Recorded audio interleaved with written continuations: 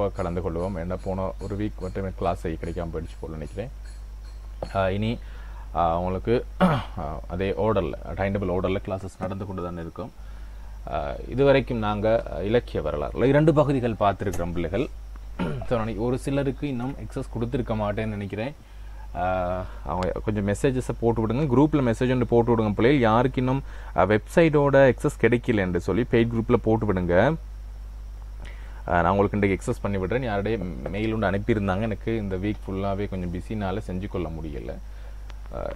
உங்களுக்கு video website போய் பாருங்கள். ஒர்க் ஆகலைன்னு சொன்னால் எனக்கு மெசேஜ் ஒன்று போட்டு விடுங்க, நான் அதை எக்ஸஸ் பண்ணி விடுறேன். இப்போ தான் ஒர்க் ஆகும். ஓகே, லாஸ்ட்டாக நாங்கள் பார்த்துருந்தது சங்ககாலத்தினுடைய சமூகம் எவ்வாறு இருந்தது என்று சொல்லி நாங்கள் பார்த்துருந்தோம். அது இரும்பு காலத்தைச் சேர்ந்த சமுதாயங்கள் பழங்குடி சமுதாயங்களாக இருந்துச்சு.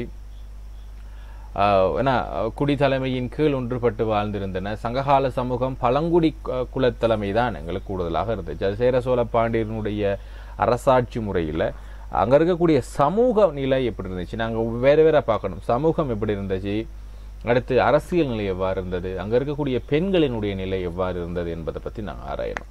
அதில் சமூகங்கள் பார்த்திங்கன்னா பழங்குடி சமூகமாக இருந்தது. ஒரு தலைவனை அடிப்படையாக கொண்ட ஒரு சமூகமாகத்தான் அங்கே இருந்தது. அந்த தலைவன் மன்னனாக இருந்தான், மன்னனுக்காக மாறிக்கொண்டிருந்தது அந்த காலகட்டம்.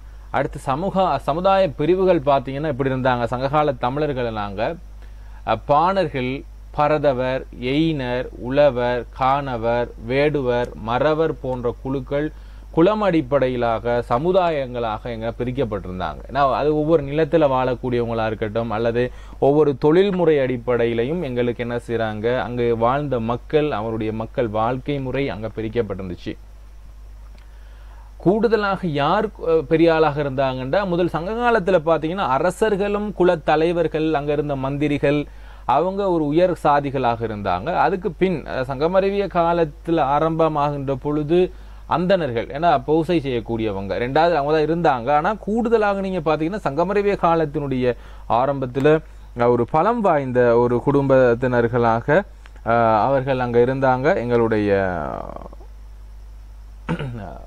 அந்தணர்கள் மற்றும் பூசாரிகள் என்று சொல்லுவாங்க. அடுத்து பிராமண அதான் அங்கே வராங்க. சங்கமரிய காலத்தில் நாங்கள் பார்ப்போம் பிராமணர்களுடைய வருகை எந்த அளவுக்கு சங்கமரிய காலத்தை மாற்றினுச்சது. கைவினை தொழில் புரிந்த பானை செய்வோர், அடுத்ததாக உலோக வேலை செய்தவர்கள், விவசாயம் செய்யக்கூடியவர்கள் முக்கியமானவர்களாக எங்கள் உழவர்கள் முக்கியமானவர்களாக கருதப்பட்டாங்க. சங்க காலத்தில் உழவர்களுக்கு இருந்த மதிப்பு வேறொருக்கும் இல்லை. இன்றைக்கும் பார்த்தீங்கன்னா அவர்களை சாதி முறை அடிப்படையில் வெள்ளாளர் என்று அழைப்பாங்க. ஏன்னா அதுக்கடுத்து அந்த உழவு தொழில் செய்து வந்தவர்களை கூடுதலான பெருஞ்சாதிகளாக நடத்துவோர் முலர் அப்படியாக பார்க்குறாங்க. அடுத்து வட இந்தியாவில் காணப்பட்ட சாதி அமைப்பு தமிழகத்தில் வேரூன்றவில்லை. ஏன்னா சங்க காலத்தில் பார்த்தீங்கன்னா சாதி அமைப்பு அங்கே வரல. சங்கமறிவிய காலத்தில் தான் சாதியம் எங்களுக்குள்ள வருது. மாறாக அங்கே எப்படி இருந்துச்சுன்னு ஐவகை நிலச்சூழல் மற்றும் செய்துள்ள அடிப்படையில் சமூகம் பிரிக்கப்பட்டிருந்துச்சு. அப்போ ஐவகை சமூகங்களாக எங்களுக்கு பிரிக்கப்பட்ட ஒரு நிலப்பிரதேசமாக எங்களுக்கு இருந்துச்சு. ஒவ்வொரு நிலத்திலையும் வாழ்ந்தவங்களை தெரியும். குறிஞ்சி, முல்லை, மருதம், நெய்தல், பாலை என்று சொல்லக்கூடிய வகையில் அவர்கள் சமூக அமைப்பாகவும் அவருடைய என்ன பிரிக்கப்பட்டிருந்துச்சு என்று சொல்லலாம். ஆக எங்களுக்கு கூடுதலாக சங்ககாலம் வேளாண்மை வளர்ச்சியையும் கால்நடை வளர்ப்பையும் எங்களுக்கு ஆதாரமாக கொண்டிருந்துச்சு. அது மட்டும் இல்லாமல் வனவிலங்குகளை ஓரளவுக்கு பாதுகாத்திருந்தாங்க வேட்டையாடி வாழ்றதுக்காக. ஏன்னா கூடுதலாக தேவைக்கு ஏற்பதான் அவர்கள் வேட்டையாடுறதாக ஒழிய தேவையில்லாமல் அவங்க ஒருபோதும் என்ன செய்யல, வேட்டையாடலை. அவங்களுக்கு எப்போ சாப்பாடு தேவைப்படுதோ அப்போதான் என்ன செய்யறாங்கன்றா அவங்க வேட்டையாடி சாப்பிட்டாங்களே ஒழிய எங்களை போல தேவையில்லாத எந்த ஒரு சந்தர்ப்பத்திலையும். ஏன்னா இப்போ பார்த்தீங்கன்னா ஒரு பொழுதுபோக்கு ஒரு பொழுதுபோக்காக எங்களுக்கு வேட்டையாடுற ஒரு தொழில் இருக்குது நிறைய பேர் மத்தியில். ஏன்னா ஆங்கிலேயர்கள் கூடுதலாக மேலை நாட்டவர்கள் இதை வச்சிருக்கிறாங்க, பொழுதுபோக்காக வேட்டையாடுற ஒரு சம்பவம். ஆனால் சங்க காலத்தில் வாழ்ந்த மக்கள் பொழுதுபோக்குக்காக அல்லாமல் தன்னுடைய உணவுக்காக மாத்திரம் அவர்களுடைய அந்த உணவை தேடி இருக்கிறாங்க, வேட்டையாடி இருக்கிறாங்க என்று சொல்லலாம். அடுத்து வேட்டையாடி வாழ்ந்த அந்த சில பிரிவினர் வனப்பகுதியில் வாழ கட்டாயப்படுத்தப்பட்டிருக்கலாம் அல்லது காலப்போக்கில் உடல் உழைப்பு தொழிலாளர்களாக மாறியிருக்கலாம். நன்சை வேளாண் பகுதிகளில் வேளாண் வளர்ச்சிக்காக சில சமூக குழுவினர் பெருமளவுக்கு உழைக்க தந்தனர். ஆக வேளாண்மை செய்வதற்காக ஒரு சிலர் என்ன செய்கிறாங்கன்னா நன்சை நிலங்களாக அவங்க மாற்றுறாங்க. காடுகளை அழித்து புன்சை நிலங்களை நன்சை நிலங்களாக மாற்றி எங்களுக்கு வேளாண்மை தொழிலை என்ன செய்கிறாங்க அங்கே ஊக்குவிக்கிறார்கள். அதுக்கப்புறமா தான் கொஞ்சம் கொஞ்சமாக படிப்படியாக எங்களுக்கு இந்த வேளாண்மை விவசாயம் என்பதை நாங்கள் கற்றுக்கொள்கிறோம். இன்றைக்கு விவசாயத்தில் எந்த அளவுக்கு நாங்கள் வளர்ச்சி அடைஞ்சிருக்கோண்டா அது ஒரு 2000 வருட பழமை இருக்கிறது என்ற அர்த்தம். ஏன்னா ஆரம்ப காலத்தில் இருந்த நெல் வகைகள் எல்லாம் இப்போ இல்லை, எல்லாம் இப்போ மாறிடுச்சு. இப்போ எல்லாம் விஞ்ஞானம் சார்ந்த ஏன்னா மாறிடுச்சு. ஆரம்ப கால விவசாய முறை உடலுக்கும் ஏன்னா எல்லாத்துக்கும் வளர்ச்சி மிக்கதாகவும் எங்களுக்கு சைடு எஃபெக்ட் இல்லாத ஒரு உணவாக இருந்துச்சு. திணை, சாமை, கோதுமை எல்லாம் நவதானியங்கள் எல்லாம். இப்போ நவதானியங்கள் நாங்கள் எங்கே பயன்படுத்துகிறோம் குறைவு, ஆனால் ஓட்ஸ் பயன்படுத்துவோம். ஏன்னா நாங்கள் பெரும்பாலும் ஓட்ஸ் சாப்பிடுவோம். என்றால் அதில் ஓட்ஸில் பார்த்தீங்கன்னா பிள்ளைகள் நவதானியங்களும் கலந்து இருக்குது. அதை நாங்கள் வாங்கி சாப்பிடுவோம். ஆனால் பயறு, பருப்பு, கவுப்பி இதெல்லாம் நாங்கள் வாங்கி சாப்பிட மாட்டோம். ஏன்டா அது நாங்கள் பழக்கப்பட்ட ஒரு விடயமாக ஆயிடுச்சு. இது சங்ககாலத்தில் இருந்த சமூக அமைப்பு பற்றி பார்த்துருக்கோம், சமூக பிரிவு. அடுத்து சங்க காலத்தில் பெண்கள் பெருமதிப்பு மிக்கவர்களாக பார்க்கப்பட்டிருந்தாங்க. ஏன்னா அதில் பார்த்தீங்கன்னா முக்கிய பாத்திரங்களாக எங்களுக்கு எது பார்க்கப்பட்டிருக்குது என்று சொன்னால் ஒரு நிமிஷம். ஹலோ,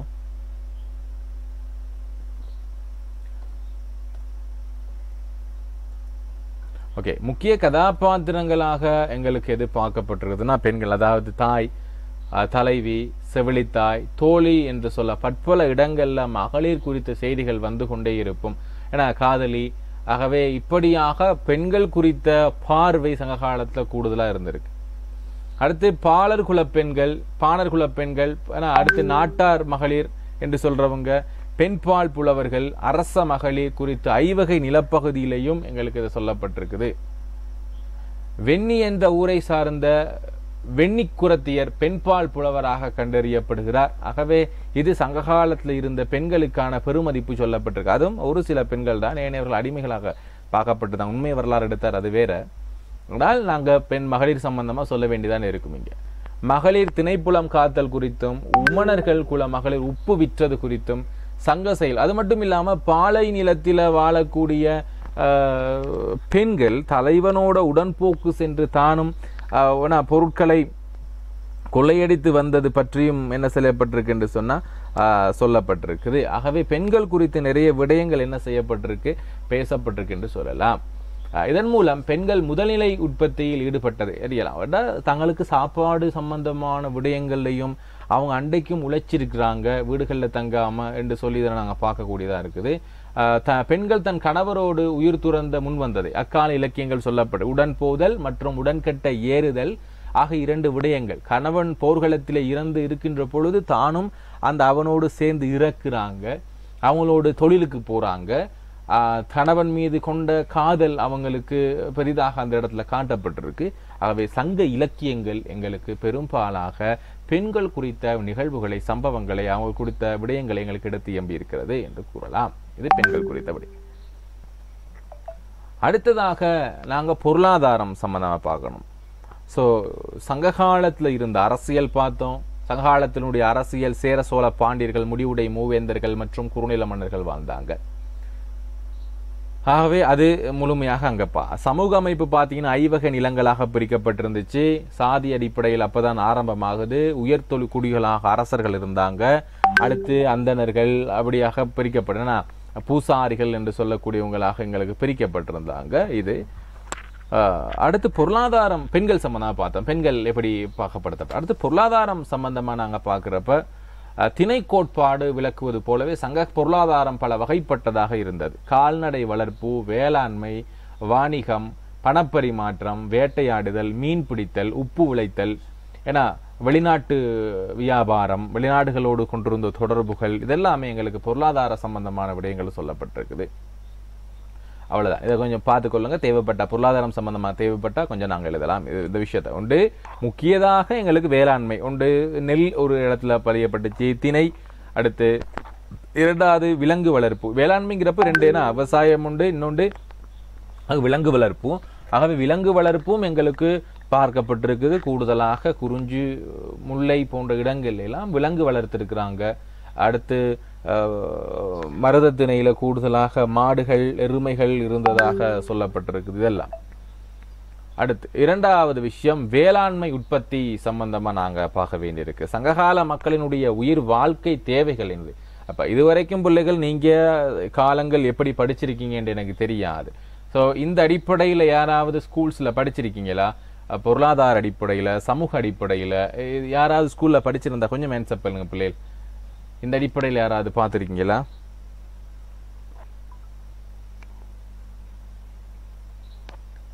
இல்ல ஓகே, கொஞ்சம் பார்த்துக்கொள்ளுங்க. இந்த அடிப்பில் ஒரு ஆள் பார்த்துருக்குறாங்க, செல்வி பார்த்துருக்கீங்க. Okay good. அப்போ இதை கொஞ்சம் நாங்கள் கூடுதலாக அவதானிக்கப்பட வேண்டிய விடயங்கள். ஏனென்றால் நிறைய ஸ்கூல்ஸில் இந்த அளவுக்கு பொருளாதாரம் சம்பந்தமாக, அடுத்து வேளாண்மை உற்பத்தி, பெண்களுடைய தொழில் இதெல்லாம் கொஞ்சம் சொல்ல மாட்டாங்க இந்த காலகட்டங்கள். நாங்கள் இதில் கொஞ்சம் சங்ககாலம் அடிப்படையில் நாங்கள் இதை கொஞ்சம் கேள்விகள் வினவப்படும். அடுத்த பிள்ளைகள் அவங்களுக்கு சொல்ல வேண்டிய ஒரு விடயம் என்னென்னா, இப்போது நீங்கள் எல்லாம் தமிழ் பாடத்தை தெரிவு செஞ்சுருக்கீங்க ஏ லெவலில். கட்டாயமாக பிக்கு மேல் ரிசால்ட்ஸ் ஒன்று போட்டுக்க பாருங்க. ஏனென்றா அவங்களுக்கு ஒரு சில சந்தர்ப்பங்கள் யூனிவர்சிட்டி கிடைக்கலாம், கிடைக்காம போகலாம், காலேஜ் கிடைக்காம போகலாம். ஆனால் இப்போது அவங்களுக்கு ஓப்பன் யூனிவர்சிட்டி, கொழும்பு ஓப்பன் யூனிவர்சிட்டியால் அவங்களுக்கு ஒரு கோர்ஸ் ப்ரொவைட் பண்ணியிருக்கிறாங்க, தமிழ் பாடம் பிஏ. ஏன்னா இளங்கலைமானி பட்டப்படிப்பு உண்டு. தமிழ் பாடத்தில் ஓ லெவலில் நீங்கள் ஏ எடுத்திருக்கணும். அப்படி இல்லைன்னு சொன்னால் ஏ லெவலில் அட்வான்ஸ் லெவலில் நீங்கள் தமிழ் பாடத்தில் பி ரிசால்ட்ஸ் எடுத்திருக்கணும். அப்படி இல்லைண்டா கல்வி கல்லூரியில் ஏதாவது ஒரு தமிழ் பாட பட்டநெறி எடுத்திருக்கணும். அப்படி இந்த மூன்றில் ஏதாவது ஒன்று இருந்தால் கூட நீங்கள் நேரடியாக இளங்கலைமானி பட்டப்படிப்பு செய்கிறதுக்கு தகுதி உடையவராக மாறுவீங்க. பிஏ செய்கிறது, பிஏ கிராஜுவேட் ஆகுவீங்க. ஆக இந்த பிஏ கிராஜுவேட் 4 வருஷம் போகும். வீட்டிலிருந்தே படிக்க வேண்டியதான் 30 பாடல்கள் மொத்தமாக இலக்கியம் தமிழ் பாடம் மட்டும். ஆனால் என்ன நல்லது என்று சொன்னால் அவங்களுக்கு யூனிவர்சிட்டி போகாமல் காலேஜ் போகாமல் வீட்டில் இருந்தே டிரெக்டாக டீச்சிங்குள்ளே நீங்கள் போயிடுவீங்க. இல்லைங்குதா? ஸோ நிறைய பேருக்கு காலேஜ் போகிறதுக்கு விருப்பம் இல்லாமல் இருக்கும், யூனிவர்சிட்டி போகிறது கஷ்டமாக இருக்கும், வீட்டுகளில் இருக்க பிரச்சனைகள். ஆக எங்களுக்கு ஒர்க் பண்ணிக்கிட்டே நீங்கள் ஒரு பிஏ கிராஜுவேட் ஆகி டீச்சிங்குள்ளே ஒரு கவர்மெண்ட் ஜாப்புக்குள்ளே போகிறதுக்கு தமிழ் பாடம் ரொம்ப ரொம்ப ஒரு பெரிய வாய்ப்பை கொடுத்துருக்குறாங்க. ஸோ அது சாதாரண பிஏ இல்லை, ஹானஸ்ட் கொடுக்குறாங்க பிள்ளைகள். ஸோ ஹானஸ்டா நாங்கள் அதை பற்றி நான் உங்களுக்கு பிறகு விளங்கப்படுத்துகிறேன். ஒரு உள்ளால போயிட்டு எங்களுக்கு படிக்கக்கூடிய அந்த பாட நெறிகளுக்கு தான் ஹானஸ்ட் கொடுப்பாங்க, சரியா? இன்டர்னலில் உள்ளவங்களும். ஆனால் எக்ஸ்டர்னலில் இருக்கிறவங்க ஹானஸ்ட் கொடுக்குறது குறைவு. ஆனால் இப்போது எக்ஸ்டர்னலாக படிக்கிற பிள்ளைகளுக்கு, வெளிவாரி பட்டப்படிப்பு படிக்கிறவங்களுக்கும் ஹானஸ்ட் கொடுக்குறாங்க. ஆக நீங்கள் விரும்ப பட்சத்தில் தமிழ் பாடத்தில் நல்ல ஒரு ரிசால்ட்ஸ் எடுக்கிற பட்சத்தில், ஏனைய பாடங்கள் ஒரு எஸ் எடுத்தாலும் பரவாயில்ல, அவங்களுக்கு தமிழ் பாடத்தில் ஒரு பி ரிசால்ட்ஸ் எடுத்துக்கொண்டீங்க, எடுத்துருவீங்க, நல்ல ரிசால்ட்ஸ் எடுப்பீங்க. அப்படி இல்லை என்ற சொன்னால் தமிழ் பாடத்தில் ஒரு பி எடுத்துக்கொண்டீங்கன்னா உங்களுக்கு இவ்வகையான வாய்ப்புகள் இருக்குது. இப்போது யாராவது ஏ லெவல் செஞ்சுட்டு இருக்கிறாங்க, பி ரிசால்ட்ஸ் வச்சுருக்கிறாங்கன்னா உடனடியாக நினைக்கிறேன் இப்போ வவுனியா அந்த பகுதியில் இருக்கக்கூடிய ஏதோ ஒரு யூனிவர்சிட்டியில், ஓப்பன் யூனிவர்சிட்டியில் கோல் பண்ணியிருக்கிறாங்க பிஏ கிராஜுவேட். அப்ளை பண்ண சொல்லுங்கள், தேவை நான் குரூப்பில் நான் ஷேர் பண்ணி விடுறேன். இப்படியான வாய்ப்புகள் இருக்குங்கிறத கொஞ்சம் மற்றவங்களுக்கும் சொல்லி விடுங்க. இப்படிலாம் இருக்குது, நாங்கள் காலேஜ் போகாமலேயே யூனிவர்சிட்டி போகாமலேயே பிஏ கிராஜுவேட் ஆகலாம், தமிழ் பாடத்தில் பி இருக்கணும். ஓகே, சொல்லணும்னு நினச்சா சொல்லி. ஓகே, அடுத்து வேளாண்மை உற்பத்தி சம்பந்தமாக நாங்கள் பார்ப்போம். சங்ககால மக்களினுடைய உயிர் வாழ்க்கை தேவைகளை நிறைவு செய்வதில் வேளாண்மை முதலிடம் இருக்குது. அது நெல்லாக இருக்கலாம், கரும்பு சிறுதானியங்களாக இருக்கலாம், அது கூடுதலாக பயிரிடப்பட்டிருக்கு. நன்சை நிலங்களாக இருக்கலாம் அல்லது புன்சை நிலங்களாக இருக்கலாம், பயிர் தொழில் நடைபெற்று ரெண்டுலையுமே. ஏன்னா காடுகள்லையும் நடைபெற்றிருக்குது, கிழங்கு வகைகள் எல்லாம் போட்டிருக்கிறாங்க, விட பல வகைப்பட்டது நெல்லெல்லாம் போட்டிருக்கிறாங்க. ஆற்று வடிநீர் பகுதிகளிலும் குளம் ஏரி போன்ற நீர்நிலைகளாலும் பாசன வசதி பெற்ற பகுதிகளிலும் நெல் பயிரிடப்பட்டிருக்குது. ஆகவே முக்கியமான ஒரு இதாக நெல் இருந்திருக்கிறத நாங்கள் பார்க்கக்கூடியதாக இருக்குது. அதில் செந்நெல், வெண்ணெல், ஐவன நெல், ஏன்னா அந்த மாதிரியான நெல் வகைகள் சொல்ல பல வகையான நெல், மூங்கில் அரிசியெல்லாம் நாங்கள் சொல்லுவோம். ஸோ அப்படிப்பட்ட நெல் வகைகள் எங்களுக்கு கூடுதலாக பயிரிடப்பட்டிருக்குது. அதுக்கான ஆதாரங்கள் பார்த்தீங்கன்னா ஆதிச்சநல்லூரிலும் பொருத்தல் என்ற இடத்திலும் மேற்கொண்ட அகலாய்வுகளில் தாலிகளுடன் நெல்லும் கிடைத்துள்ளது. ஆக அந்த நெல்லை பாதுகாத்துருக்குறாங்க. ஏன்னா ஆக நாங்கள் இப்போ இந்த பெரிய ஒரு கூடாரம் மாதிரி அமைச்சு, ஏன்னா இப்படியெல்லாம் அமைச்சு இதுக்குள்ளால நெல்லை பாதுகாத்து வைக்க, அந்த நெல்லெல்லாம் அப்படி உள்ளால போயிட்டு பாதுகாத்தபடியே பல 1000 வருடங்களாக கிடைச்ச அந்த நெல் சான்றுகள் கூட எங்களுக்கு இருக்குது. அது ஆதிச்சநல்லூரிலும் பொருந்தல் என்ற இடத்திலையும் அது கிடைச்சிருக்குது அகலாய்வுகள் மூலமாக. தாலிகள் என்ற தெரியும் தானே, பெரிய பெரல் மாதிரியான அமைப்பு தான் தாலிகள், அதுல கூட கிடைச்சிருக்குது. அடுத்து வனப்பகுதிகளில் இடம் விட்டு இடம் மாறி சாகுபடி செய்யும் முறை புனம் பெறுதல். ஏன்னா ஒவ்வொரு இடத்துல மாறி மாறி அவங்க இருந்திருக்கிறாங்க. அடுத்து கால்நடை வளர்ப்பு உண்டு. வேளாண்மை என்று சொல்றப்ப உண்டு விவசாயம், அந்த விவசாயத்தில் உண்டு நெல் விவசாயம், இன்னொன்று வேளாண்மை. கால்நடை வளர்ப்பு அவங்களுடைய முக்கிய ஜீவனோபாயமும் இருந்திருக்குது. பசு வளர்க்கிறது, எருமை, காளை உள்ளிட்ட மாடுகள். அடுத்து ஆடு வளர்க்கிற வழக்கம், வெள்ளாடு செம்மறியாடுகளை வளர்த்தல் மூலம் மக்கள் தங்கள் வாழ்வாதாரத்தை பெருக்கி இருக்கிறாங்க என்று சொல்லலாம். ஆகவே இது 2 விடயங்கள் சங்க காலத்தில் நடைபெற்ற விடயங்கள். அடுத்து சங்ககால கைவினை மற்றும் தொழில் கூடங்கள் எவ்வாறு இருந்துச்சு, அங்க இருந்த பின்னணி. கைவினை தயாரிப்புகள், பானை ஓடுகள், பானை தயாரிக்கிறது அவங்களுடைய முக்கியமாக இருந்துச்சு. ஒரு நுண்ணிய வேலைப்பாடாக இருந்துச்சு. நகர வாழ்வினுடைய முக்கிய அடையாளங்களாகவும் சங்க காலத்தினுடைய பல்வேறு பொருட்களை தயாரிக்கும் நிபுணத்துவம் பெற்ற தொழிலாளர்கள் இருந்திருக்கிறாங்க அக்காலகட்டத்தில். ஏன்னா அப்போ வண்ணம் தீட்டுதல், பல்வேறுபட்ட பொருட்களை செய்து வித்தல், மணி மாலைகளை செய்து கொள்ளுதல், போட்டுக்கொள்றது, அதெல்லாம் சங்ககால பெண்களிடத்துல இருந்திருக்கு. அதே நேரம் சங்ககாலத்து பெண்கள் ஏன்னா கலை அலங்காரம், தங்களுக்கான மேனி அலங்காரம் செய்து கொண்டதுக்கான சான்றுகள் கிடைச்சிருக்குது. ஸோ இதில் பார்ப்போம். முதலாவது மண் களங்கள் எவ்வாறு அவங்க செஞ்சிருக்கிறாங்க. அப்போ அவங்க அந்த காலகட்டத்தில் செய்த மண் பானைகள் இங்கே உங்களுக்கு காட்டப்பட்டிருக்குது. சங்க காலத்தில் மேற்கொள்ளப்பட்ட மண் கலங்கள், பளபளப்பான வண்ணப்பூச்சுடி அலை போல தீட்டப்பட்ட மண் கலங்கள் பாருங்க, அலைகளாக இருக்குது. ஸோ இதெல்லாம் அவங்க செஞ்சிருக்கிறாங்க. இங்கே பார்த்தீங்கன்னா இந்த அளவுக்கு அவங்க அந்த மண்கலத்தை பொலிஷ் பண்ணியிருக்கிறாங்க என்று சொல்லி, அதெல்லாம் ஒரு கலைத்துவம் நிபுணத்துவம் பெற்றிருந்தால் மட்டும்தான் செய்ய முடியும். மண்கலங்களை செய்வது பரவலாக எல்லா இடங்களும் காணப்பட்டது. மக்களின் அன்றாட வாழ்வுக்கு பலவிதமான மண்கலங்கள் கலன் செய்கோ என்று அழைக்கப்படுவதனால் உற்பத்தி செய்யப்பட்டன. அதுல கரிய நிறத்தவை மேல கருநிறமான இருக்கிறதுக்கும், செந்நிற வண்ணம் பூசிய வெள்ளை கோடுகள் வரையப்பட்டவை, கருப்பு சிவப்பு நிறைந்தவை என்ற பலவிதமான மண்கலங்கள் இந்த சங்ககால மக்களால் தயாரிக்கப்பட்டிருக்குது. இது ஒரு விஷயம், வரலாற்று சான்றுகள் தானே. அடுத்து 2வது விடயம், இரும்பு உருக்கு தொழில் இங்கே செய்யப்பட்டிருக்கு. ஆக அந்த காலத்துல வேல், அம்பு, ஈட்டி, கத்தி போன்ற விடயங்கள் இரும்பை கருவிகளாக சாதாரணமா எடுத்து விட முடியாது. யோசிச்சு பாருங்க, உலகத்துல இரும்புருக்கு கைத்தொழில் புரட்சியின் பின்பாக இரும்பு கைத்தொழில், இப்போ நீங்க ஜோகிரபிலாம் படிப்பீங்க, இரும்பு கைத்தொழிலுடைய வளர்ச்சி, அது எங்க இருந்துச்சு, எந்த இடத்துல இருந்து, அமெரிக்காவினுடைய எல்லா இடங்கள்ல இருந்து இரும்பு கொண்டு வரப்பட்டுச்சு, உருக்கப்பட்டுச்சு, பண்டி வலுவில் அது செய்யப்பட்டுச்சு என்றெல்லாம் இரும்பு கைத்தொழில் சம்பந்தம் நீங்க தனியா படிச்சிருப்பீங்க. ஆக சங்ககாலம் 2000 வருடங்களுக்கு முன்னாடியே நாங்க இரும்புருக்குள்ள இருந்திருக்கிறோம். உருக்கு ஆலைகள், உலைகள் என்பன அங்க இருந்திருக்கு, தடயங்கள் கண்டுபிடிக்கப்பட்டிருக்கு. அது கொடுமணல், கீழாரை, குட்டூரூர் இரும்புருக்கு ஆலைகள் அகலாய்வுகள் கண்டுபிடிக்கப்பட்டிருக்கு. அடுத்து ஒரு பெரிய பாறைக்கு நடுவுல இரும்பை வச்சு அதுக்கு மேல தீ மூட்டி அந்த பாறைக்கு இடையில இருக்கக்கூடிய இரும்பை உருக்கி அதை எடுத்து வாளாக செய்யறது, இப்படிலாம் செஞ்சிருக்கிறாங்க. இரும்பில் கருவிகள் செய்தோர் குறித்த சங்க இலக்கியத்தில் குறிப்பு உள்ளன. உளுக்கருவிகளும் வாள், ஈட்டி, கத்தி போன்ற படைப்புகள் செய்யப்படும் உலைகலன்கள் இருந்ததாக. ஆக பொன்னுருக்குதல், இப்ப நாங்க சிலப்பதிகார மணிமேகலையில பாத்தீங்கன்னா சங்கமறிவு கால இலக்கியங்கள், அதுலயும் பொன் சம்பந்தமான பொற்குள்ளன் இருந்திருக்கிறான், பொண்ணை உருக்கி இருக்கிறாங்க, தங்கத்தை பிரிச்சு எடுத்திருக்கிறாங்க. இது ஒரு ஆபரணம் செஞ்சிருக்கிறாங்கிறது சாதாரண விடயமா எங்களுக்கு தோணலாம் பிள்ளைகள். ஆனால் தனி தங்கத்தால தங்கம் செய்ய முடியாது, 24 கரட்டால தங்கம் செய்ய முடியாது, ஆபரணங்கள் செய்ய முடியாது, உடையும். ஒரு ஆபரணம் செய்யணும்னு சொன்னா அந்த தங்கத்தோட செப்பு ஏனைய விடயங்கள் கொஞ்சம் கொஞ்சமாக கலக்கணும். அதானே கரெக்ட் சொல்லுவோம். 18 கரட் 24 கரட்லாம் சொல்லுவோம். அப்ப அது எந்த அளவுக்கு கலக்கணும், எந்த அளவுக்கு கலந்தா தங்கம் குவாலிட்டியா இருக்கும், கூடுதலாகவும் கலக்கக்கூடாது, சரியாக எப்படி கலக்கணும் அப்படிங்கிற சகல நுட்பங்களையும் அவங்க தெரிஞ்சு வச்சிருக்கிறாங்க. சாதாரண விடயமா 2000 வருடங்களுக்கு முன்னாடி தயாரிக்கப்பட்ட தங்கம் இன்றும் எங்களுக்கு கிடைச்சிருக்குது என்றா, ஆகவே அவங்களுடைய அந்த தங்க உருக்கு, அடுத்து அவங்க எந்த அளவுக்கு அந்த தங்கத்தை எடுத்து எந்த அளவுக்கு பதப்படுத்தி இருக்கிறாங்க. ஆபரணங்கள் கைகளாலேயே வடிவமைக்கப்பட்டிருக்கு. அது ஒரு கிரீடமா இருக்கலாம், அல்லது தேரா இருக்கலாம், மோதிரங்களாக இருக்கலாம், அணிகலன்களாக இருக்கலாம், எல்லாமே கைகளால செஞ்சிருக்கிறாங்க பிள்ளைகள். ஆக அவர்களுடைய தொழில்நுட்பம் எத்தகையதாக இருந்திருக்கும். அப்ப இந்த சோழர் காலத்துல ஒரு இதுக்காக சொல்றேன், சோழர் காலத்துல இருக்கக்கூடிய ஒரு சிலை எந்த அளவுக்குன்னா, எங்களுடைய கைகள்ல இருக்கக்கூடிய விரல் இருக்கு இல்லையா, அந்த விரல்ல இருக்கக்கூடிய மேல் பகுதி, ஒரு கட்டை விரல் என்றால் கட்டை விரல மேல் பகுதி இருக்குல்ல, மூட விரலை பிரிக்கிறோம்ல, அப்போ இப்படி பிரிக்கிறோம் கயிறுடைய ரேகை பகுதிக்கு. இந்த ரேகை பகுதி எங்களுடைய எந்த அளவுக்கு இருக்கும்? சரியா ஒரு 3 சென்டிமீட்டர் 4 சென்டிமீட்டர் இருக்குமா? அந்த அளவுல சிலைகள் இருக்குதா?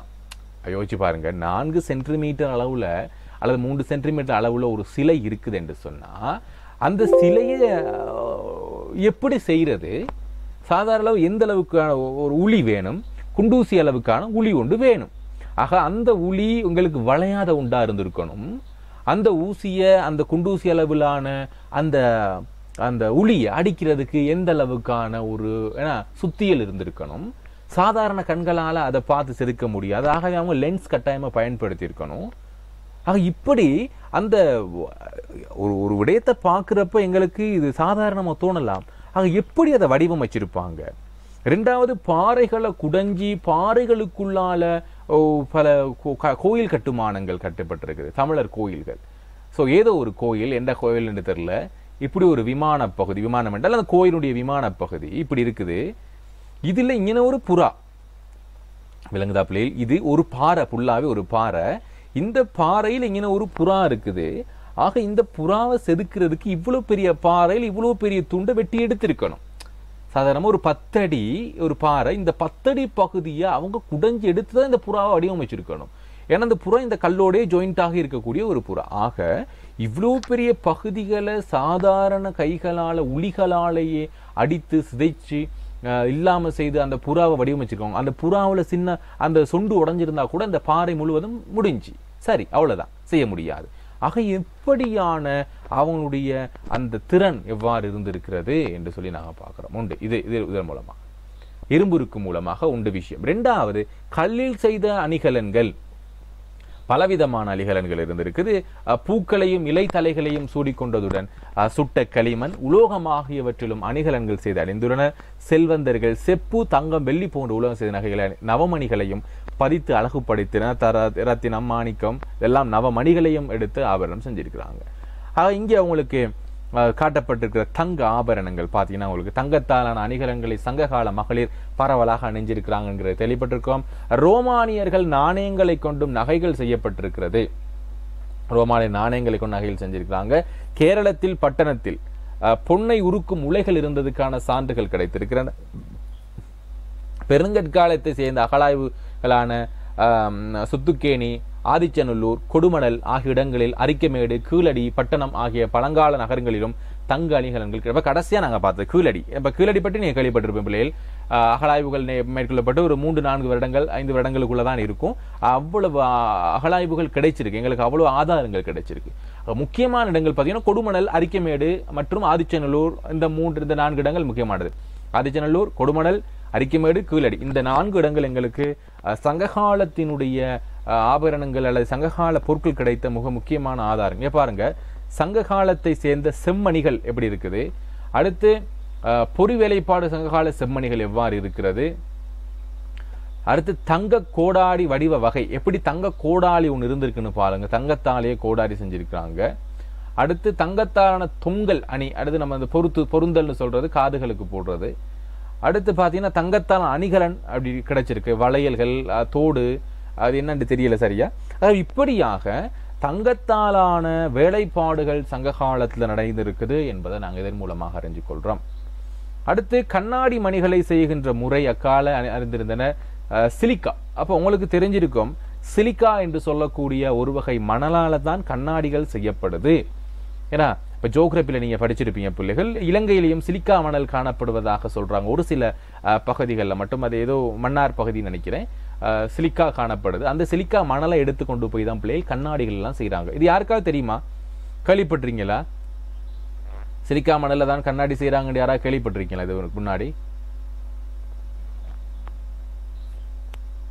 ஓகே, கேள்விப்பட்டதை ஆன்சர் பண்ணுங்க. ஓகே, அப்போ சிலிக்கா மணல் மூலமாக செய்யப்படுகின்ற அந்த வகை ஏன்னா பொருட்களையும் முளையிலிட்டு உருக்கி நீண்ட சிறிய குழாய்களினூடாக பின்னர் அவற்றை சிறு சிறு மணிகளாக நறுக்கினர். கண்ணாடி மணிகள் பல்வேறு வண்ணங்களிலும் வடிவங்களிலும் தயாரிக்கப்பட்டன. அரிக்கமேட்டிலும் கடலூருக்கு அருகில் குடிக்காடு என்ற ஊரில் கண்ணாடி மணி செய்யும் தொழிற்கலங்கள் இருந்துள்ளன. விலையுயர்ந்த நவமணி கற்களை வாங்க இயலாதவர்கள் கண்ணாடி மணிகளை அணிந்திருக்கலாம் என தெரிகிறது என்று சொல்ல. ஏன்னா மாணிக்க முத்தெல்லாம் வாங்க முடியுமா, நவரத்தினங்கள் எல்லாம் வாங்க முடியாதவர்கள் இந்த கண்ணாடி மணிகளை போட்டிருக்கிறாங்க. அடுத்து முத்துக்குளித்தல் சங்கு வளையல்களையும் எடுக்கிறது. முத்துக்குளித்தல்னா கடலுக்குள்ளால போயிட்டு அந்த சங்குகளை கொண்டு வர்றது முத்துக்குளித்தல் சொல்லி முத்து எடுக்கிறது. கீழடி அகழாய்வின் போது ஒரு முத்து கிடைத்துள்ளமை குறிப்பிடப்படுகிறது. சங்குகளை அறிந்து வளையல்களை செய்யும் தொழில்களும் சங்க காலத்தில் சிறப்புற்றிருக்கிறது. பாம்பன் கடல் பகுதிகளில் சங்குகளை சேகரித்தாங்க. கைவினை கலைஞர்கள் அவற்றை பயன்படுத்தியிருக்கிறாங்க. முழுமையான சங்கு உடைந்த சங்குகள் எல்லாம் பல கிடைச்சிருக்குது. பெண்கள் நாங்கள் பாடல்களையும் பார்ப்பேன், சங்கு வளையல்கள் அணிஞ்சிருப்பாங்கிறத பாடல்கள் நாங்கள் கூடுதலாக சங்க பாடல்களில் சொல்லப்பட்டிருக்குது. ஆகவே அதுக்கான ஆதாரங்களும் கிடைச்சிருக்குது உண்டு. அடுத்து துணி நெசவு அதிகமாக நடந்திருக்குது. நெசவு தொழில் கலிங்கம் மற்றும் பிற வகை துணி வகைகளை எங்களுக்கு பயன்படுத்தியிருக்காங்க. பெப்ளஸ் என்ற நூலில் தயாரிக்கப்படுகின்ற துணிகள் ஏன்னா செஞ்சிருக்கிறாங்கன்னு சொல்றாங்க. கொஞ்சம் வேகமாக பார்த்துக்கொள்ளும் எடுத்தலாம். அடுத்து பண்டமாற்றம், வணிகம், வணிகர்கள், வணிக பெருவழிகள் நடந்துக்கப்பட்டிருக்குது என்று சொல்றாங்க. பண்டம் என்றால் ஒரு பொருளை கொடுத்து இன்னொரு பொருளை வாங்கக்கூடிய முறை அங்க நடந்திருக்குது. கைவினை பொருட்களை விற்பனை செஞ்சிருக்கிறாங்க. ஒருத்தவங்களுக்கு உப்பு கிடைக்கும், ஒருத்தவங்களுக்கு உப்பு கிடைக்காது. ஆகவே குறிஞ்சிநில மக்கள் அங்கே கொண்டு போய் தேன் கொடுக்கிறது, அடுத்து மருதநில மக்கள் நெல் கொடுக்கிறது, மீன் வாங்குறது, உப்பு விளைக்கிறது, இப்படி பண்டமாற்று முறை மற்றும் வணிகங்கள் நடைபெற்றிருக்கு பிள்ளைகள். ஸோ இது அடுத்து வெளிநாடுகளுடையும் அவங்க என்ன செஞ்சிருக்கிறாங்க, வணிகங்களை வச்சிருக்கிறாங்க. அடுத்து கடைசியாக நாங்கள் பார்க்கறது போக்குவரத்து. மாட்டு வண்டிகளும் விலங்குகளும் சரக்கு போக்குவரத்துக்காக பயன்படுத்தின யானைகள் பயன்படுத்தப்பட்டிருக்குது. அடுத்து கடற்பயணம் மேற்கொள்ள உதவிய களம், ஓடம், தோணி, ஃபக்ரி மற்றும் தெப்பம், நாவாய் போன்ற பல வகைப்பட்ட கடல்ல செல்லக்கூடிய ஓடங்கள்ல எங்களுக்கு கண்டுபிடிக்கப்பட்டிருக்குது. அடுத்ததாக பண்டமாற்றும் நாணயங்கள் எங்களுக்கு, ஏன்னா வெளிநாட்டு நாணயங்கள் எங்களுக்கு கிடைக்கப்பட்டிருக்குது. சேர, சோழ, பாண்டிய மற்றும் மலையன்மான் ஆகிய அரசர்களின் நாணயங்கள் பெருமளவு கிடைத்திருப்பதை கொண்டு அவை பரவலாக புழக்கத்தில் இருந்தன.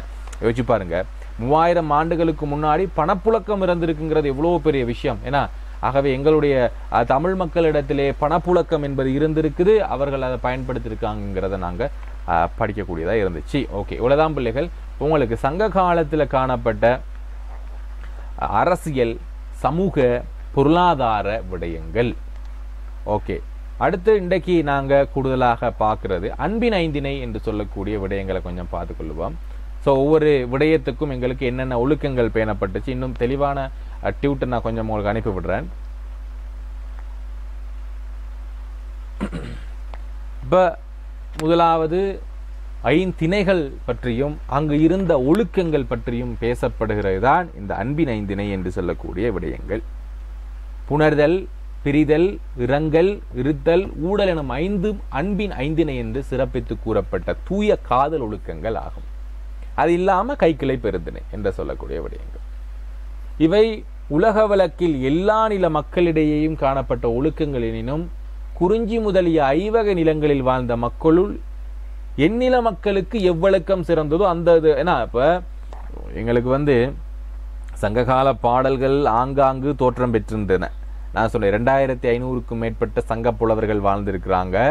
அந்த சங்க புலவர்கள் இயற்றிய 18 இலக்கியங்கள் எங்களுக்கு 8 தொகை நூல்களாகவும் 10 பாட்டு நூல்களாகவும் வகுக்கப்பட்டது. 8 தொகை நூல்கள் எல்லாமே தொகுப்பு நூல்கள் என்று சொல்லுவோம். தொகுப்பு நூல்கள் என்றால் 2500 புலவர்கள் பாடிய பாடல்கள் எல்லாத்தையும் தொகுத்து, ஏன்னா அகம் சார்ந்த அடிகளும் பாவகைகளையும் பிரித்து அகநானூறு, புறநானூறு, 10 முல்லைப்பாட்டு, குறிஞ்சிப்பாட்டு என்று சொல்லி என்ன செய்யறாங்கன்னா அங்க எங்களுக்கு பிரிக்கிறாங்க.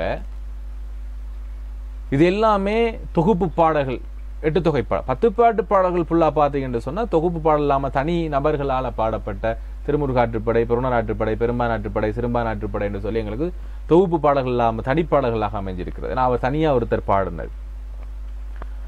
ஆக இப்படி எந்த ஒழுக்கம் சார்ந்ததோ அல்லது இப்ப ஒரு நபர் பிரிதல் சம்பந்தமா பேசப்பட்டிருக்குன்னா அது பாலை நிலம் சம்பந்தமானதா தான் இருக்கும் அப்படிங்கிறத அங்க வைக்கிறாங்க, நம்பி வைக்கிறாங்க. அது மட்டும் இல்லாம அந்த பிரிதல் பற்றி பேசுகின்ற பொழுது அதுல முதல் கருவுறு பொருள்கள் இருக்குதா, நிலமும் பொழுதும் என்ன சொல்லப்பட்டிருக்குது, அங்க மரம், அங்க இருக்கக்கூடிய விலங்கு, அங்க இருக்கக்கூடிய பூ என்னத்தை பத்தி பேசியிருக்குது, உரிப்பொருளான என்ன ஒழுக்கம் பேசப்பட்டிருக்குது என்பது பற்றி எங்களுக்கு அங்க சொல்லப்பட்டிருக்கு. இதுதான் அங்க பேசப்பட்டிருக்கிற அன்பின் ஐந்திணை பற்றியான விவரிப்புகள். அவ எந்த ஒழுக்கத்துக்கு எந்த தேவையோ அதை பிரிச்சு வச்சு கொண்டாங்க அவங்களா.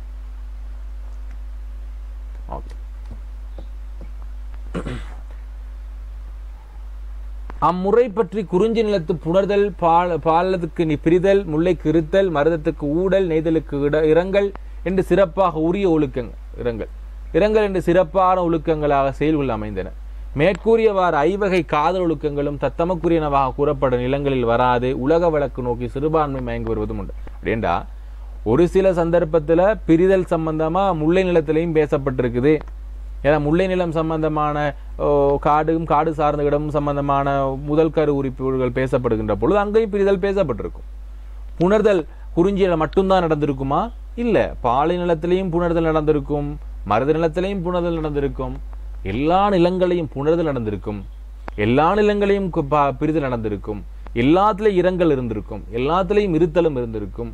இப்படியாக எல்லா நிலங்களையும் நடைபெற்ற விடயங்களும் எல்லா நிலங்களுக்கும் நடந்திருக்கும், சிறுபான்மையாக நடந்திருக்கும். ஆக தமிழக வரலாற்றில் அன்பின் ஐந்தினை தலைவன் தலைவியிடையே நிலவும் அன்பின் பல்வேறு நிலைகளை 5 வகையாக, அதான் அன்பின் 5 திணைகள் என்று சொல்றாங்க. ஒவ்வொரு நிலத்திலையும் நடந்த அந்த காதலை ஒவ்வொரு திணைகளாக பிரித்து சொல்றது தான் இந்த அன்பின் 5 திணைகளாக சொல்லப்பட்டிருக்குது, பல்வேறு நிலைகளாக சொல்லப்பட்டிருக்கு. ஒவ்வொரு திணையும் ஒவ்வொரு குறிப்பிட்ட நிலத்துடன் தொடர்புடையது.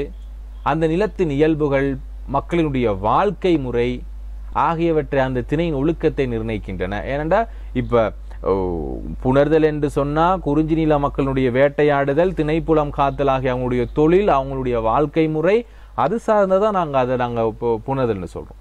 பாலை நிலம் பார்த்தீங்கன்னா தலைவன் தலைவியை விட்டு பிரிஞ்சு போறதன் காரணமாகவும் அவன் அவர்களை விட்டு இறந்து போறதன் காரணமாகவும் கூடுதலாக பாலநில மக்களுடைய ஒழுக்கம் புரிதலாக சொல்லப்படுது.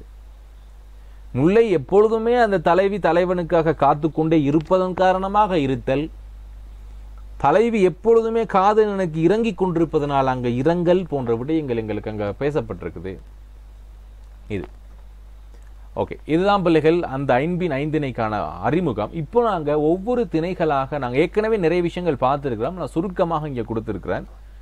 நினைக்கிறேன் கைக்கிளை பெருந்திணையை முட்டுட்டன் போல இருக்கு, அதை கொஞ்சம் அதை பார்த்துருவோம். இதை 5 திணைகளை மட்டும் பார்த்து அடுத்து கைக்கிளை என்ன பெருந்திணை என்ற என்னங்கிறத பார்க்கலாம். முதலாவது குறிஞ்சி என்று சொல்லக்கூடியது மலை சார்ந்த இடம், ஒழுக்கம், புணர்தல், தலைவன் தலைவி இணைந்து வாழுதல் என்று சொல்லக்கூடியது. முதலாவது அவங்க வேட்டையாட போறதும், அவங்க கண்டு காதல் கொள்றதும், அடுத்து அவர்கள் இரவு கூறி பகல் கூறியில சந்திக்கிறதும், ஏன்னா அப்படியாக இருக்கக்கூடிய வாழ்க்கையை எடுத்திரம்பக்கூடியதான் இந்த ஒழுக்கம், புணர்தல் என்று சொல்லுவோம். இங்க கூடுதலாக என்ன இயல்புகள் இருக்கும் என்றால் பசுமை நிறைந்ததாக இருக்கும். குறிஞ்சி நிலம் எங்களுக்கு தெரியும். மழை, குளிர், பூக்கள், பறவைகள் நிறைந்த ஒரு பகுதியாக இந்த குறிஞ்சி நிலம் இருக்கும். மக்கள் குறவர்கள், குரத்திகள். கூடுதலாக இங்கே உணர்வு இன்பமும் காதலும் தான் கூடுதலாக இங்கே இருந்திருக்கும். ஸோ இது ஒரு பேசிக்காக இதே விஷயத்துல கீழே கொடுத்துருப்பேன். எல்லாத்துலேயும் நிலம், ஒழுக்கம், இயல்பு, மக்கள், உணர்வு, விளக்கம், இந்த அடிப்படையில் கொடுத்துருப்பேன். அன்பின் 5 திணையை இது கொஞ்சம் பார்த்துக்கொள்ளுங்க, எப்படி அடிப்படை நாங்கள் கொடுக்கலாம். ஆகவே இந்த அடிப்படையில் நாங்கள் ஒரு பேப்பருக்கு எழுதலாம். குறிஞ்சி நிலத்தினுடைய அன்பின் 5 எழுதுகின்ற பொழுது நிலம் மலையும் மலை சார்ந்த இடமுமாக கருதப்படுகிறது. இந்த நிலம் இதனுடைய ஒழுக்கமாக நாங்கள் பார்த்தா புணர்தலாகவும் தலைவனும் தலைவியும் இயைந்து வாழ்தலை பற்றியான பல்வேறு விளக்கங்கள் சொல்வதாக இந்த ஒழுக்கம் இருக்கு.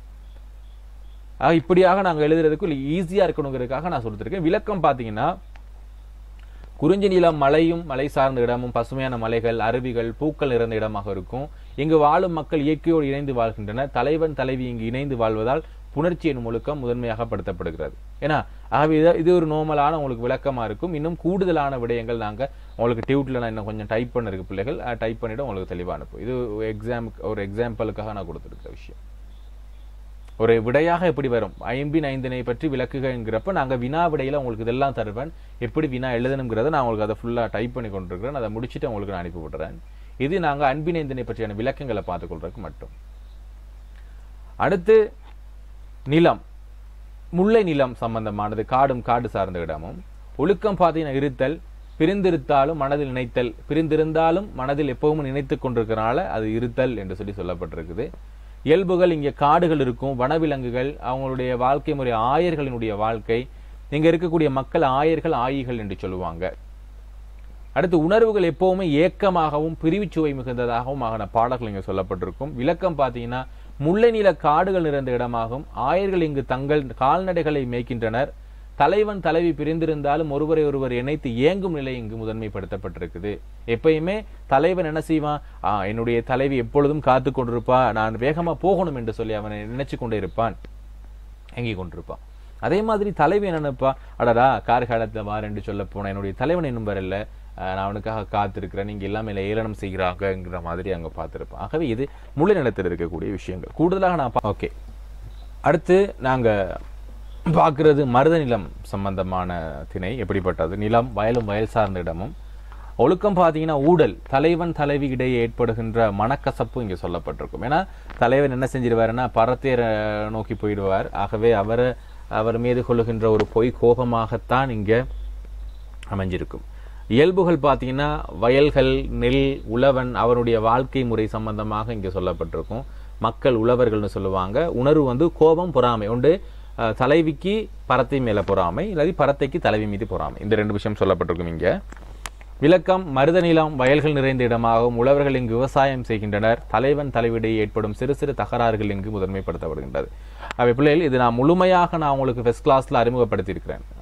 ஒவ்வொரு திணையும் எப்படிப்பட்டது, அங்க வாழக்கூடிய மக்களினுடைய பின்னணி, ஆகவே ஃபுல்லா தெளிவா விளங்கப்படுத்தியிருக்கிறேன். அதனால நான் கொஞ்சம் நார்மலாகவே இங்கே போட்டிருக்கிறேன். நாங்கள் வினாவிடை சம்பந்தம் 5 சம்பந்தம் வினாவிடை பார்க்குறப்ப நான் இன்னும் உங்களுக்கு தெளிவாக விடை எழுதி உங்களுக்கு கொடுப்பேன். ஆகவே அங்கே நாங்கள் பார்க்குறதுனால இதை கொஞ்சம் நோட்டாக பார்த்துக்கொள்ளுங்க. நிலம் நெய்தல் திணை பார்த்தீங்கன்னா கடலும் கடல் சார்ந்த இடமும். ஒழுக்கம்: இரங்கல், பிரிதற்கு வருந்துதல், பிரிந்திருக்கு வருந்துதல். இங்கே இருக்கக்கூடிய விடயங்கள் பார்த்தீங்கன்னா கடல், மீன், படகுகள், மீனவர்கள் சம்பந்தமாக சொல்லப்பட்டிருக்கும். மக்கள் மீனவர்கள் சொல்லுவாங்க. கூடுதலாக துயரம் இயக்கம். ஏன்னா நெய்தல் நிலம் கடற்கரை பகுதியாகும். மீனவர்கள் இங்கு மீன் பிடிக்கின்றனர். தலைவன் தலைவி பிரிவதற்கு வருந்துதல் சம்பந்தமாக இங்கு சொல்லப்பட்டிருக்கும். அடுத்து பாலைவனம், மணலும் மணல் சார்ந்த இடமும். தலைவனை பிரிந்து வாழுதல். பாலை நிலம், வெப்பம், வறட்சியாக இருக்கும். மக்கள் வணிகர்கள், கொள்ளையர்கள் கூடுதலாக வாழ்வாங்க. கூடுதலாக துன்பமும் வெறுமை தான் கையில். கையில் காசு இருக்காது, ஒன்றுமே இருக்காது, துன்பம் வெறுமை மட்டும் தான் கையில் இருக்கும். பாலை நிலம் வறண்ட பாலைவனமாகும். இங்கு வாழ்க்கை கடினமாக இருக்கும். தலைவன் தலைவி இங்கு முற்றிலும் பிரிந்து வாழும் நிலை இங்கு முதன்மையாக பெறுகிறார். பெரிதல் ஒழுக்கம் இங்கே பெறப்பட்டிருக்கு. இதுதான் அன்பின் 5 சுருக்கம். இந்த அன்பின் 5 பார்த்தீங்கன்னா மக்களினுடைய அழகியல் உணர்வுகளையும் மனித உறவுகளினுடைய சிக்கலான தன்மையும் பிரதிபலிக்கும் ஒரு தனித்துவமான இலக்கண கொள்கை. ஒவ்வொரு நிலமும் தனித்துவமான இயல்புகளையும் ஒழுக்கங்களையும் கொண்டிருப்பதால் அந்தந்த நிலத்தில் வாழும் மக்களின் வாழ்க்கை முறை மற்றும் உணர்வுகள் வேறுபட்டிருக்குது என்று சொல்றாங்க. ஓகே, இன்றைக்கு கூடுதலாக பார்க்க இருக்கிறது என்னன்னா புறத்திணை சார் ஒழுக்கங்கள். அப்ப புறத்திணை ஒழுக்கங்கள் சம்பந்தமா நீங்க எந்த அளவுக்கு படிச்சிருக்கீங்கன்னு எனக்கு தெரியாது. நாங்கள் ஒரு 15 நிமிடத்துக்கு நாங்கள் புறத்திணை சம்பந்தமாக பார்ப்போம். எந்த அளவுக்கு உங்களுக்கு புறத்திணை சம்பந்தமாக படிச்சிருக்கீங்க பிள்ளைகள். புறத்திணை ஒழுக்கம் சம்பந்தமாக அகத்திணை அன்பின் 5 படிச்சிருப்பீங்க. புறத்திணை ஒழுக்கம் வெட்சி, வஞ்சி, உளிஜை, தும்பை, வாகை, ஏன்னா பாடான் திணை இதெல்லாம் படிச்சிருக்கீங்களா? ஒவ்வொரு திணை சம்பந்தமா அங்கே வாழக்கூடிய மக்கள் எப்படி இருப்பாங்க?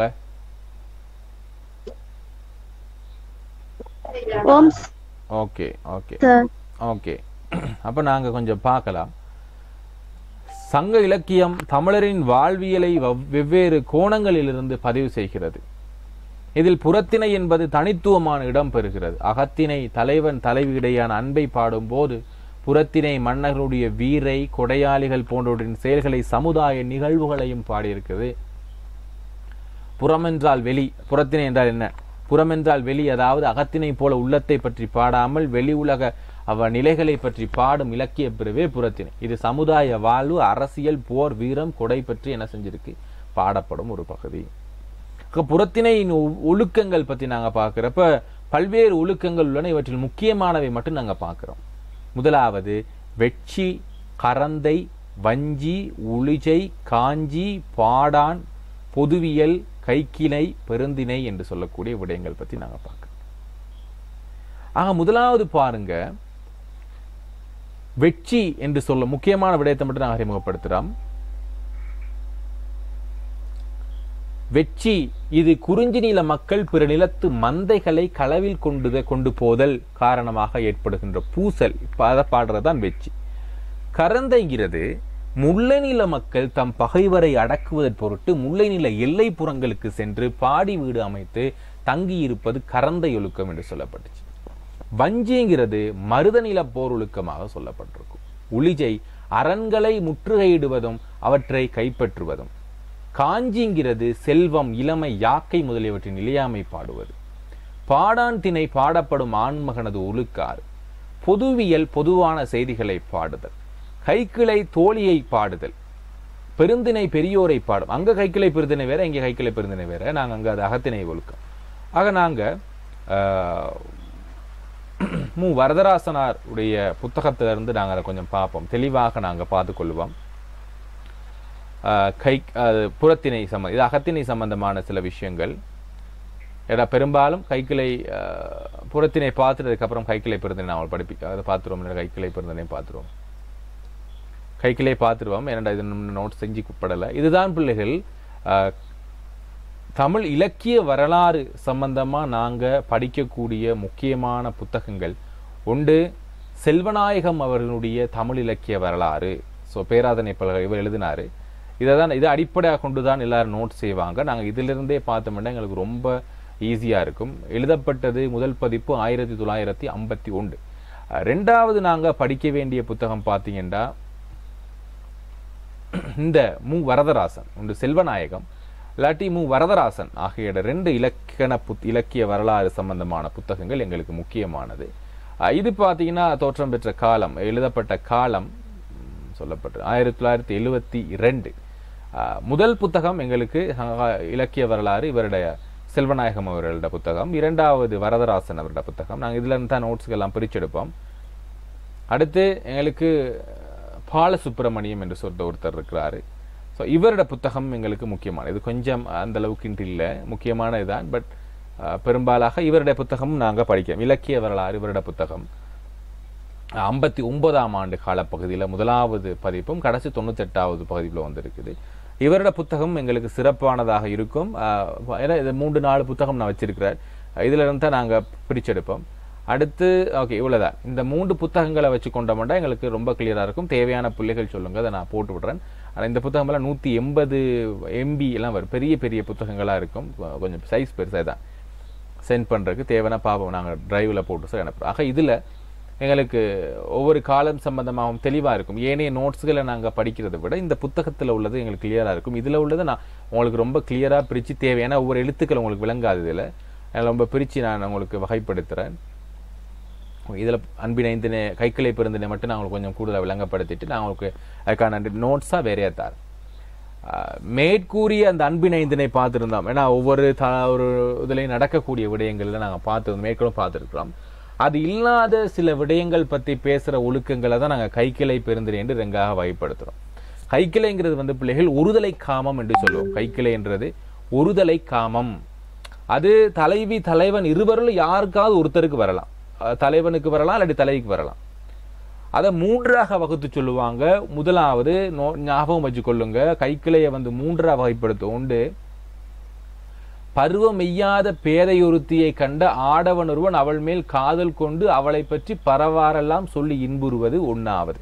பருவமெய்யாத பெண்ணுண்டா அவளுக்கு ஒரு 9, 8, 7 வயது தான் இருக்கும். பருவமடையாத பெண்ணை பார்த்து ஒரு இளங்காலை என்ன செய்வான்னா அவள் மீது காதல் கொண்டு அவள் பற்றி பலவாறாக சொல்லி அவள் என்னுடைய காதலி, அவளை தான் நான் கல்யாணம் பண்ண போறேன் இப்படியெல்லாம் சொல்லுவாங்கல்ல.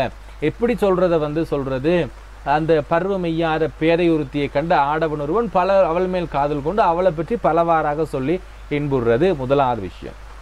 2வது விடயம் பார்த்தீங்கன்னா ஒத்த அன்பினரா இருவரும் ஒருவர் ஊழ்வசத்தால், ஏன்னா விதியால உருவசத்தை எதிர்பட்டு கூடும் கூட்டத்தின் மின் தலைவினுடைய பெரும்பாலும் நிகழும் காட்சி ஐயம் தெளிவு தேரல். முதலாவது பார்க்குறாங்க, ஐயம் கொள்றாங்க, இவன் நல்லவனா கெட்டவனா. அதுக்கப்புறம் தெளிவா, இவன் நல்லவன் தான். அதுக்கப்புறம் என்ன செய்யறாங்க, தேரல் என்பது காதல் கொள்ளுகிறார்கள். காதல் கொண்டு திருமணம் முடிக்கிறான். ஐயம் காட்சி தெளிவு தேரல் என்ற சொல்லி விடயங்கள் 4 செய்திகளாக சொல்லப்படு. 3வது விடயம் கைக்கிளையில சொல்லப்படுறது கொள்ளேறு தழுவுதல் என்று சொல்றது. ஆகவே கொள்ளேறு தழுவுதல்ங்கிற விஷயத்தோட சேர்ந்த மனமுறைகளாக சொல்லப்படுகின்ற 3 விடயத்தை சொல்றது தான் பிள்ளைகள் இந்த கைக்கிளை பெருந்திணை என்று சொல்லக்கூடிய விடயங்கள். கொள்ளுகின்ற அந்த மடல் வாழையில அவர்கள் ஏறி தாவி குதிக்கிறதும் இறக்கிறதும் தன்னுடைய காதலி கிடைக்காத பொழுது சொல்றது மடல் ஏறுதல் என்று சொல்லுவோம். அதை கொள்ளேறு தழுவுதல். இவ்வாறு நிகழும் கைக்கிளை பகுதிகளில் பருவமையாத பேதியுடன் நிகழ்வதை சிறப்பித்து கூறும் செய்யுள் கலித்தொகையில் கொடுக்கப்பட்டுள்ளது. ஆகவே இந்த பருவம் இல்லாத ஒரு சின்ன பிள்ளைய காதலிச்சு அவன் சம்பந்தமான விஷயங்கள் சொல்லப்படுறது கலித்தொகையில சொல்லப்பட்டிருக்கு. இதை நான் உங்களுக்கு நோட்டா சுருக்கமாக டியூட்டில் நான் கொடுத்து விடுறேன். இந்த புத்தகத்தில் நாங்கள் ஃபுல்லாக பார்த்துக்கொள்வோம். இயற்கை புணர்ச்சிக்கு முன் நிகழும் காட்சி முதலிய பிற்காலத்தில் எழுந்த கோவை பிரபந்தங்களில் சிறப்பித்து சொல்லப்பட்டிருக்கு. கொள்ளேறு தழுவுதல், ஏறுகோட் கைகளை முல்லை நிலத்து மக்களாகிய ஆயர்குலத்து வழக்காக சொல்லப்பட்டு, இதெல்லாம் தேவையில்லை, இதை மட்டும். அடுத்து பார்த்தீங்கன்னா பெருந்திணை கைக்கிளை என்பது 3ஆக வகைப்படுத்தப்பட்டிருக்குது. பொருந்தா காமம், இது பெருந்திணை என்பது பொருந்தா காமம். கைக்கிளை என்பது எங்களுக்கு 3 வகையாக சொல்லப்பட்டிருந்துச்சு. ஏன்னா அன்பினைந்தினை அடங்காத ஏனைய விடயங்கள் ஒருதலை காமம் என்று சொல்லப்பட்டிருந்துச்சு. அதில் உண்டு பருவமெய்யாத பெண்ணை காதலிக்கிறது. 2வது விடயம் எங்களுக்கு இருவர் ஒத்த அன்பினரான இருவர் ஒருவர் மேல் ஒருவர் கொள்ளுகின்ற காதல். 3வது கொள்ளேறு தழுவுதல் ஆகிய விடயங்கள். பெருந்திணை என்பது பொருந்தா காமம் என்று சொல்றது. பொருந்தா காமம் எப்படி இருக்குன்னா, ஒருவன் ஒருத்தியிடம் ரொம்ப காமத்தனாகி, காமத்தன் என்று சொல்றது காதல் ஊழ்வசப்படுதல். இந்த காமம் என்பது காதலை குறிக்கக்கூடிய ஒரு சொல். அப்ப அவள் மீது ரொம்ப காதல் வைத்துக்கொண்டு அவள் அடையப்பெறாத பொழுது மடையேறுதல், வரைப்பாய்தல் முதலியவற்றை தன்னை மாய்த்துக் கொள்ளுதல் முதலியவற்றை பொருளாக கொண்டு விளங்குகின்ற செயல் பெருந்திணைக்குட்பட்டன. மடலேறுதலை பொருளாக கொண்ட செயல்கள் குறுந்தொகையிலும் அடுத்து நெய்தல் திணைகளிலும் என்ன செய்யப்பட்டிருக்குன்னா சொல்லப்பட்டிருக்கு. அச்செயல்களிலே மடலேறுதல் வரலாறு நன்கு விளக்கப்பட்டிருத்ததை காணலாம். ஸோ மடலேறுதல்லாம் நீங்க கேள்விப்பட்டிருப்பீங்க. இந்த மாமடல்ங்கிறது குதிரை மாதிரியாக பனை மடல்களால் செய்யப்பட்டிருக்கும். அந்த பனைகள் வந்து ரொம்பவே வெட்டக்கூடிய ஒன்று. அப்படி அந்த வெட்டி காயப்படுத்தக்கூடிய அந்த மடல்மா மேல தலைவன் என்ன செய்வான்னா ஒருத்தைய காதலிச்சிருப்பான். பொருந்தா காமம். ஏன்னா சின்ன பொடியும் ஒருத்தன் ஒரு பெரிய வயசு போன ஒருத்தைய காதலிக்கிறது, அல்லது பெரிய வயசு போன ஒருத்தர் சின்ன பிள்ளைய காதலிக்கிறது. இப்படிதான் அந்த பொருந்தா காமம்னு சொல்லுவோம். அப்படி பொருந்தா காமம் செஞ்சு காதல் செஞ்சுட்டு அவ ஏற்றுக்கொள்ளாத போது இவ என்ன செய்வான்னு சொன்னா வரைப்பாய்தல், ஏன்னா உயரமான இடங்கள்ல இருந்து பாஞ்சி தற்கொலை செஞ்சு கொள்றது, அல்லது இந்த மடல்மா என்று சொல்லக்கூடிய அந்த குதிரை போல சொல்றது. உங்களுக்கு நான் எடுத்து காட்டுறேன் அந்த மடல்மா எப்படி இருக்குண்டு.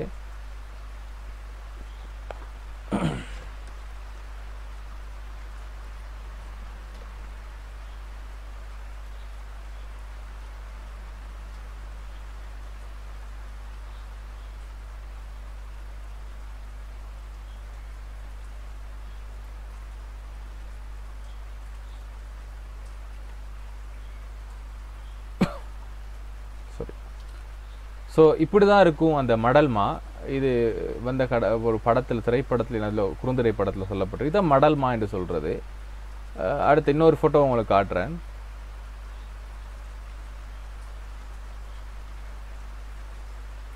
பார்த்துருக்க கூடும் நீங்கள் இதை.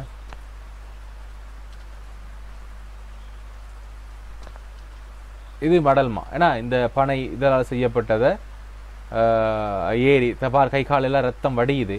அடுத்து அவளுடைய ஒரு உருவப்படத்தை வரைஞ்சி தன்னுடைய கைகளில் எடுத்துக்கொண்டு அவன் தன்னுடைய காதலியை எண்ணி போகின்றது தான் இந்த மடல்மா ஏறுதல் என்று சொல்கிறோம். வரைப்பாய்தல் என்றா தெரியும், ஒரு உயரமான மலை பிரதேசத்திலிருந்து குதிக்கிறது. ஏன்னா இவனுக்கு வயசு கூடுதலாக இருக்கும், அந்த பிள்ளைக்கு வயசு குறைவாக இருக்கும்.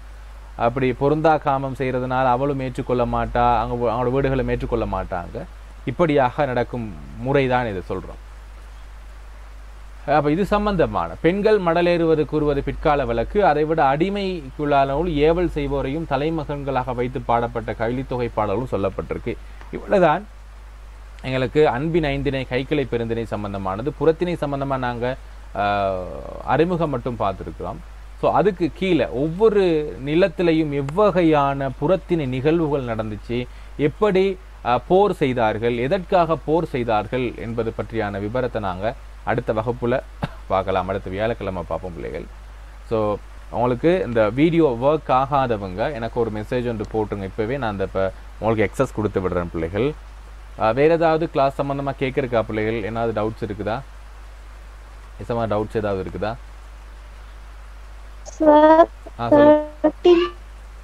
சிலபஸ் படிச்சு கொடுக்க மாட்டீங்க? நான் ஸ்டார்ட் பண்ணுவோம் எங்களுக்கு ஸ்டார்ட் பண்ணுவோம் பிள்ளைகள். ஸ்டார்ட் பண்ணுவோம். என்னென்னா வந்து ஒரு க்ரௌடு ஒன்று சரியாக குறைவாக இருக்குது. எனக்கு நிறைய கிளாஸஸ் இருக்கிறதுனால டைம் டேபிள் கொஞ்சம் இஷ்யூஸ் இருக்குது. சரியா? உங்களுக்கு மார்ச் 20க்கு முன்னாடி மார்ச் 17 என்னுடைய ஓ லெவல் கிளாஸஸ் எல்லாம் முடிஞ்சிடும். ஸோ அதுக்கப்புறம் உங்களுக்கு ஏ லெவல் கிளாஸ் வந்து 13க்கு ஸ்டார்ட் பண்ணுவேன். ஓகேவா? இந்த மார்ச் ஒரு 3 மாத காலம் 12 பகுதி தான் போகும் முதலாவது. அப்புறம் மார்ச்க்கு பிறகு 12க்கும் 13க்கும் வேறு வேறையா கிளாஸஸ் போகும். ஓகேவா? கிளியரா? ஓகே. ஓகே ஓகேம்மா. ஓகே, நாங்கள் இன்னைக்கு கிளாஸை முடிப்போம். நாங்கள் அடுத்த கிளாஸில் ஜாயின் பண்ணலாம். Good night play.